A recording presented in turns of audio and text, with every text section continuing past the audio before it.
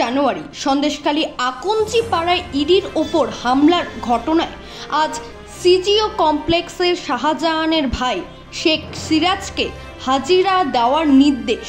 আজ কি যাবেন? গ্রেপ্তার এড়ানোর সম্ভাবনা প্রবল শেখ সিরাজের। গত 3 দিন আগে ইডি নোটিশ দিয়েছিল তার বাড়িতে।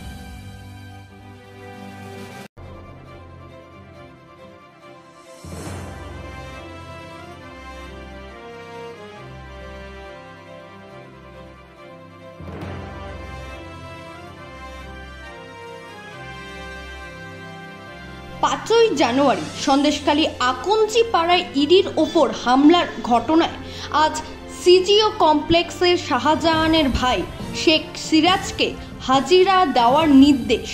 আজ কি যাবেন? গ্রেপ্তার এড়ানোর সম্ভাবনা প্রবল শেখ সিরাজের। গত 3 দিন আগে ইডি নোটিশ দিয়েছিল তার বাড়িতে।